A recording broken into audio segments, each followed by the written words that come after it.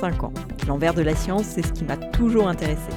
Très tôt, j'ai eu envie de comprendre comment les scientifiques travaillent, comment ils obtiennent leurs résultats, et qu'est-ce que leur avancée change pour la science et pour la société.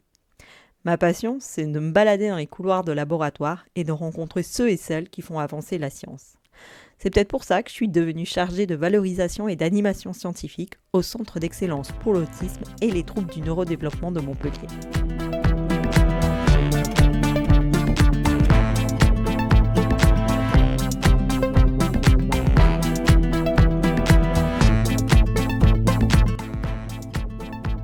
Dans cette série de 4 épisodes, on va se balader au cœur d'un projet de recherche scientifique en santé. Dans les couloirs du CHU de Montpellier, des hommes et des femmes mènent au quotidien le projet Elena. Elena, c'était pas le nom d'une petite fille, mais celui d'un important projet de recherche, et ça veut dire étude longitudinale d'enfants avec autisme. Il s'agit d'une cohorte d'enfants et d'adolescents. Une cohorte, qu'est-ce que c'est ? Alors, les études de cohorte consistent à suivre dans le temps un groupe de personnes afin d'identifier la survenue de maladies ou de dysfonctionnements de l'organisme et de mettre en évidence des facteurs de risque ou de protection par rapport à ce dysfonctionnement. Ok, ça a l'air un peu technique comme ça, mais Elena, c'est avant tout l'histoire d'hommes et de femmes qui accompagnent, suivent des enfants avec troubles du spectre de l'autisme et qui cherchent à comprendre ce trouble, comme par exemple le professeur Bagdadli. J'ai commencé, me semble-t-il, à exprimer que je voulais devenir médecin et même professeur en médecine, alors que je devais avoir 7 ou 8 ans. Quoi de neuf, docteur ? Dans mon entourage, il y avait quelqu'un qui avait des problèmes de santé importants et qui était suivi par un médecin dont j'entendais dans mon entourage familial qu'il était professeur en médecine. La satisfaction de mon entourage familial du suivi qui était proposé, je la percevais en tant qu'enfant et je crois que je me suis dit à un moment, quelque chose qui rende aussi heureux, il faut essayer de tendre vers cela. Le professeur Amaria Bagdadli, c'est elle qui dirige le projet Elena. Elle est responsable du Centre d'excellence sur l'autisme et les troubles du neurodéveloppement au CHU de Montpellier, chercheuse au Centre de recherche en épidémiologie et santé des populations de l'INSERM et responsable du service psychiatrie de l'enfant et de l'adolescent du même CHU. Bref, aujourd'hui, c'est l'une des spécialistes de l'autisme en France.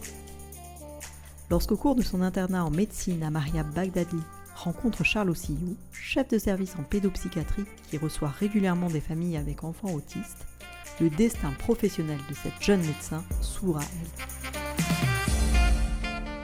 elle. Le diagnostic précoce, je le recherche parce que je suis en mesure, avec ces hypothèses qui ont des éléments de vérité, je suis en mesure d'aider les parents à comprendre comment leur enfant fonctionne et comment on peut les aider immédiatement avec des choses simples. La pédopsychiatrie devient une évidence, voire même une nécessité, surtout en matière de suivi des jeunes enfants et adolescents autistes.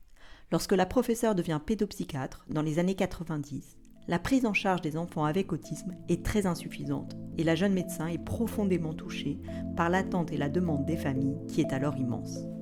D'un tempérament déterminé et sans perdre de vue ses valeurs profondément humanistes, en parallèle de son activité de médecin, la jeune pédopsychiatre se lance dans une activité de chercheuse. Moi, j'ai toujours voulu faire de la recherche car je trouve que c'est une temporalité différente de celle du soin, puisqu'on n'est pas dans un rapport immédiat à la nécessité d'une action en santé. On peut faire un pas de côté, réfléchir, également viser des retombées qu'on peut obtenir des années plus tard en termes d'amélioration de la santé, au sens large de la définition actuelle de l'OMS, des personnes auprès desquelles on est impliqué dans le domaine du soin courant. Ok, mais le projet Elena dans tout ça, qu'est-ce que cette fameuse étude longitudinale chez l'enfant avec autisme ? Qu'est-ce que l'on cherche à comprendre ? La cohorte Elena, c'est une cohorte, c'est probablement la seule en France, qui ait une taille aussi importante et qui porte sur des situations d'enfants qui ont été complètement diagnostiqués au travers d'une évaluation multidisciplinaire comme ayant de l'autisme. Elena souhaite répondre à 2 questions principales. Quelles sont les trajectoires évolutives d'enfants qui reçoivent à un moment un diagnostic de trouble du spectre de l'autisme. Et c'est très important de pouvoir y répondre au regard de la très forte hétérogénéité des tableaux cliniques que l'on rencontre en situation de soins courants.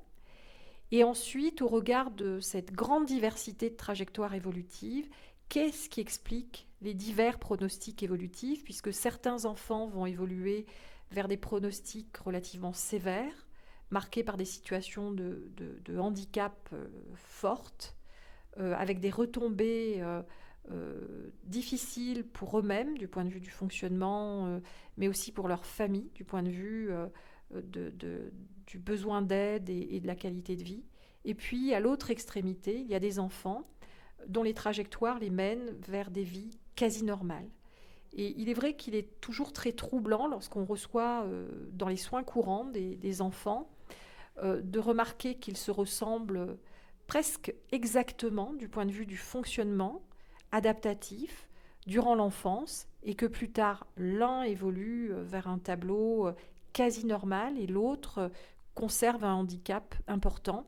Et c'est très important de pouvoir identifier s'il y a des facteurs qui peuvent relever de mesures de prévention, par exemple des facteurs d'exposition durant la petite enfance, dont on sait qu'elle est une période de forte vulnérabilité pour le développement neurologique et pour le développement tout court de l'enfant, s'il y a des facteurs qui contribuent à une plus grande sévérité des tableaux cliniques, des facteurs dans l'environnement chimique, dans l'environnement social, dans l'environnement enrichi ou non par des interventions éducatives, psychologiques, thérapeutiques, etc. Et également, il faut qu'on puisse savoir si au cours de la trajectoire de ces enfants, les interventions telles qu'elles leur sont proposées sont bénéfiques ou non, qu'elles aient lieu à l'hôpital, dans le médico-social ou dans le secteur scolaire ou dans le secteur de la société dans son ensemble, puisqu'aujourd'hui, au moins en théorie, la société est devenue inclusive. Étudier les trajectoires d'enfants et d'adolescents autistes, c'est un sacré défi, à tel point que certains pensaient que ce projet scientifique ne fonctionnerait pas. Ce n'est pas une chose à dire aux professeurs, car d'un tempérament décidé, courageux et ambitieux, relever les défis, c'est son quotidien. L'amélioration des conditions de vie de ses patients et de leurs familles, c'est son leitmotiv. Alors, comme souvent, elle a retroussé ses manches et elle a réussi à développer le projet. Aujourd'hui, Elena, c'est une équipe de plusieurs personnes. Un projet de recherche qui se développe dans 13 centres sur tout le territoire national et qui suit environ 900 enfants. La réussite d'Elena repose sur un important travail d'équipe, mais aussi sur l'engagement des familles et de leurs enfants qui sont suivis pendant plusieurs années. Dans les couloirs du CHU de Montpellier, nous avons rencontré Juliette. Cette maman dont nous avons changé le prénom pour respecter l'anonymat, a décidé avec son mari de participer il y a plus de 6 ans au projet Elena. Mon fils, il a sauté une classe, le CP, et suite à ça, il avait du mal. Les relations avec les autres n'étaient pas du tout. Ce n'était pas facile. Il y avait une psychologue scolaire, je suis allée la voir.